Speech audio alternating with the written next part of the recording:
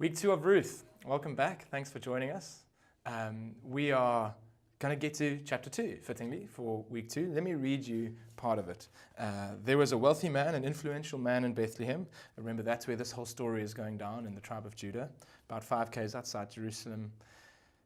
And he was a relative of Naomi's husband, Elimelech. One day, Ruth the Moabitess said to Naomi, "Let me go out into the harvest fields and pick up the stalks of grain left behind by anyone who is kind enough to let me do it."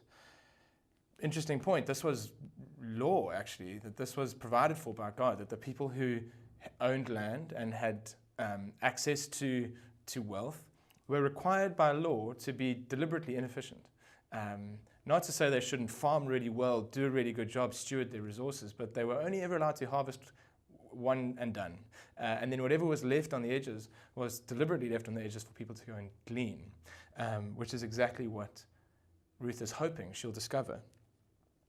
Naomi replied, "All right, go ahead." So Ruth went out to gather grain, and it's just wonderful where she ended up. As it happened, she found herself working in a field that belonged to Boaz, the relative of her father-in-law, Elimelech. While she was there, Boaz arrived from Bethlehem and greeted the harvesters. "The Lord be with you," he said. What a great way for a boss to greet his employees. And listen to this, "The Lord bless you," his harvesters said to him. It turns out that Boaz is really well thought of. These are guys who work for him, have all these reasons maybe to be jealous of his higher standing in society, but through whatever way he treats them, they consider him blessed and love to speak blessing over him. They enjoy the fact that they work for him. Then Boaz asked his foreman, "Who's that young woman over there?" pointing to Ruth. Who does she belong to? And the foreman replied, "She's the young woman from Moab who came back with Naomi." So the talk of the town already is that Naomi's back, bleak, telling everyone to call her bitter, and she's got this Moabitess in tow. So the guys already know the answer to the question. They said, "She asked me this morning if she could gather grain behind the harvesters. She's been hard at work ever since, except for a few minutes rest in the shelter." Boaz went over to Ruth and said, "Listen, my daughter, stay right here with us when you gather grain. Don't go into any other field. Stay right behind the young women working in my field. And see which part of the field they're harvesting in, follow them. I've warned the young men not to treat you roughly, and when you're thirsty, help yourself to water that they've drawn from the well." Boaz is nervous that the people of God in this tribe, Judah, that is supposedly the best of all the tribes, might still be xenophobic towards her. Boaz is still nervous that this outsider who arrives in representing all the things that they're supposed to be afraid of and all the things which secretly they're tempted towards, that she'll be roughly treated, attacked, abused in some way. And so Boaz says, "Come away from the edges, come close to the center, and work with my people, who I'm paying to harvest on my behalf. You can harvest with them at the same time, but take it all home." What an incredible act of kindness. But it's interesting to me that he's aware that the people of God have nevertheless, even though they have this great God who's been so kind to them, and who if they were to think back to the original covenants that God was intending, that they would be a blessing to all nations. That's what Abraham was told, that they nevertheless fear other nations, or have this uneasy tolerance of those other nations because they're tempted by their stuff. But there's no sense that we're here to bless. We're here to establish heaven on earth. And so this Moabitess arrives in their midst and is in danger. And it does make me wonder, are people in danger when they come to church? Is there a sense that they're foreigners? Is there a sense that when they arrive amongst the people of God, they might need to be taken extra special care of in case they get mishandled, in case perhaps they misunderstand what we're about? So often we have discussions about how we should do church on Sunday. Sunday is not church, and that in itself is probably a long debate to be had, but man shall not live on Sundays alone, and certainly Sunday is not the full expression of what the church is. But when we're gathered together in the field, potentially trying to harvest on a Sunday, and there are foreigners in our midst, also hoping to glean something good from what we're up to, are we alert like Boaz was to how other they may feel, how much danger there is of them being hurt by some of the truth potentially that's thrown out without love? It's just an interesting point, which perhaps you can chat about later if you remember it. But I'm so challenged by the way Boaz stands out. He's so different from the other people of God. The rest of the people of God are at best tolerating her, are at best kind of ignorant of her. But there's a real risk that some of them might actually attack her or be nasty towards her. And yet Boaz represents God's heart, A, in the way he does business, in the way he is kind and gives an opportunity for the poor to benefit from what he's doing. And then B, he represents God in that when he notices the weak or the downtrodden or the fringe person, he makes an extra special effort. He makes himself uncomfortable. He costs the people of God some of their fair spoils of work in order to make sure that the outsider gets an unfair deal.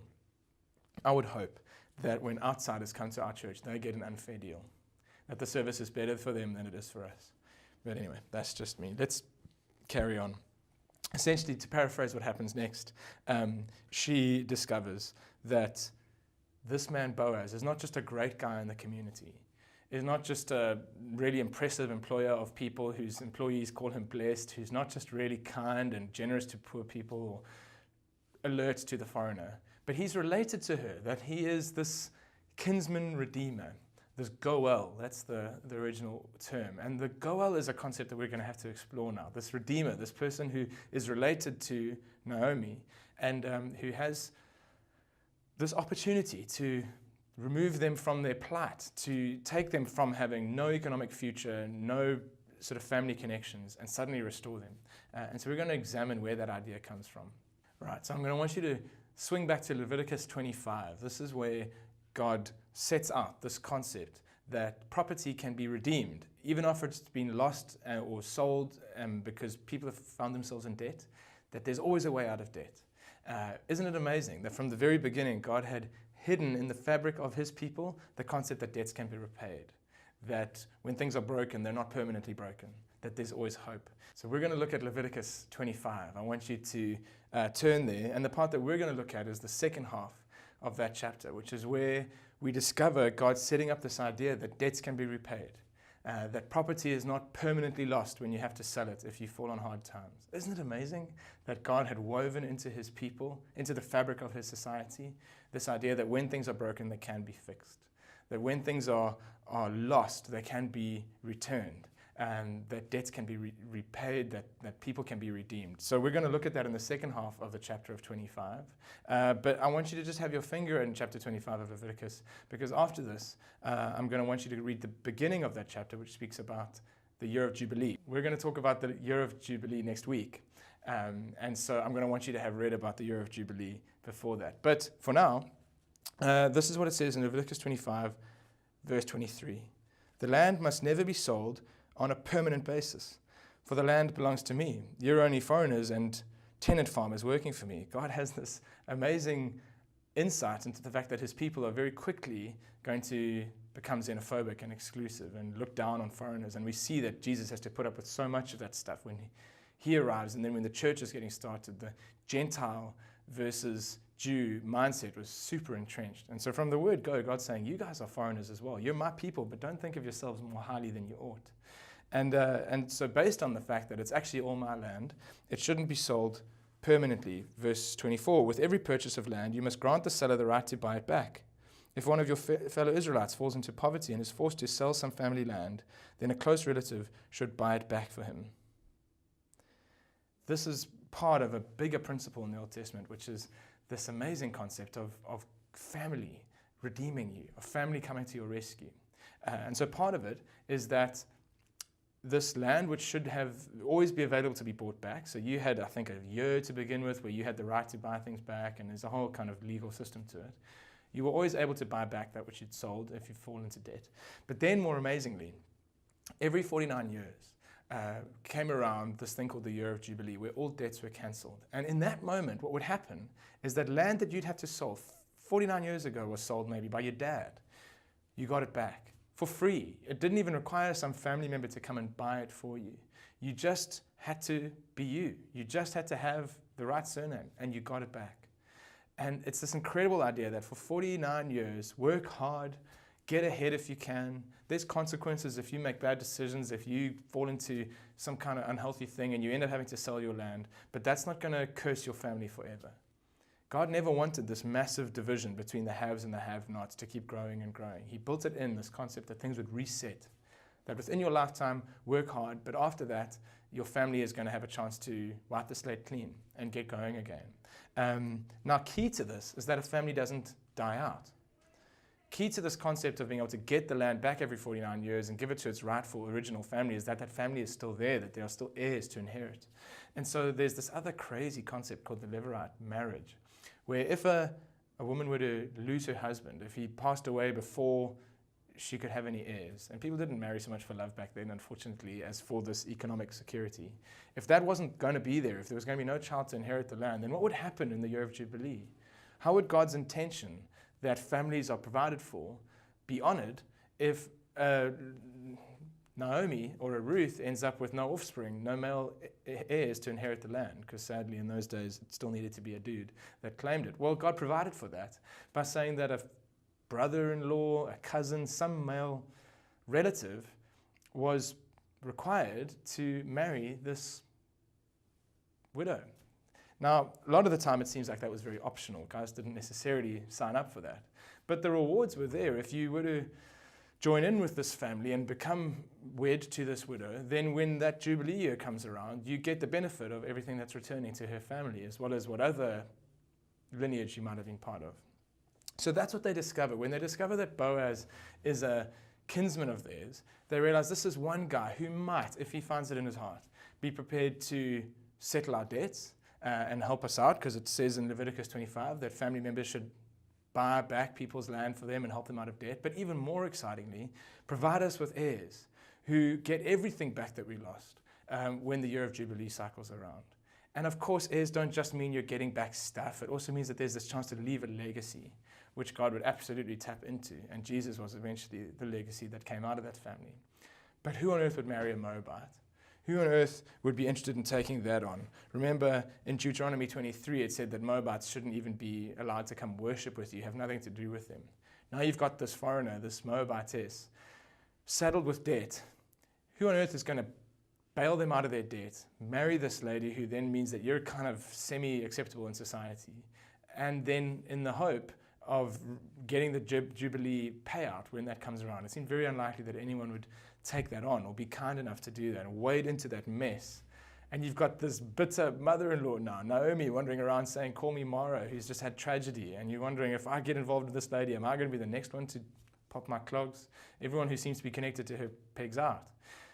So who would do this? Who on earth would be prepared to pay their debts, marry this foreigner, and provide them with a family heritage and economic security in the hope that maybe the Jubilee thing cycles around? And Israel was terrible at observing it, by the way. They never really had enough faith to do it properly. Well, it turns out Boaz would. Boaz would be their kinsman redeemer. Boaz would deliberately put himself in this position to have to take on all their stuff. Weds himself to their annoying, painful, complicated, sad story with all that has gone wrong beforehand. He comes and says, I'll make your problems my problems. I'll make Elimelech's mistakes my deal to fix. What an amazing thing. And it does beg the question, why is the story not called the story of Boaz? Why is this called the book of Ruth? It seems like there's almost a deliberate ambiguity in this story. On the one hand, this is very much the story of Boaz redeeming Ruth. It's a great picture of how love can redeem, how when you truly love someone, it can make things better. That's not the only thing that's going on here, though. Remember that loyalty we spoke about last week? It wasn't a slip of the tongue when I said to some extent Ruth redeems Naomi, because if you flick to the end of the story of Ruth in chapter 4, the ladies at the end of this, the weddings have been announced, the engagement rather has been announced, the wedding's being planned, and all the ladies of the village who Naomi had been saying, call me Mara, turn to her and say, you're so blessed. This Ruth has been better to you than 7 sons, which is a crazy thing to say. That in that context, in that day and age where only boys inherit, where it was necessary to have guys, male offspring who would hopefully get married and secure a lineage for you, to say that some foreigner daughter-in-law was better than 7 sons was scandalous. But what they were saying was that effectively she'd done the same thing, that because she'd been loyal enough to come back with Naomi, she had redeemed Naomi from a really hopeless situation. And had found favor with Boaz because of how wonderful she was, and the rumors spreading around the town of how well she treated Naomi, and that the foreman had seen how great she was and how hard she'd worked, and all these things had contributed to Boaz wanting to give her a chance, wanting to propose marriage to her, which ultimately had redeemed Naomi. So yes, Boaz redeems Ruth. Ruth's friendship redeems Naomi, but let's not forget that ultimately this story ends with, and this would be, the offspring of this marriage would produce a guy called Obed, whose son would be Jesse, whose son would be David, King David. And that means that we slap bang walk into the ultimate Redeemer, who this story is really about. The Redeemer who looks at you and sees you, despite the fact that you're a foreigner, despite the fact that you have walked away from your inheritance, despite the fact that you really have no right to even get into the temple and be in his presence. And the people of God should have nothing to do with you. You have this amazing Redeemer who orchestrated this whole story and who orchestrates our stories to ensure that when we do come to the people of God, he makes sure we find a safe place to land. He makes sure that we find someone to say, be part of my family. He makes sure that someone else pays our debts even though they're our fault.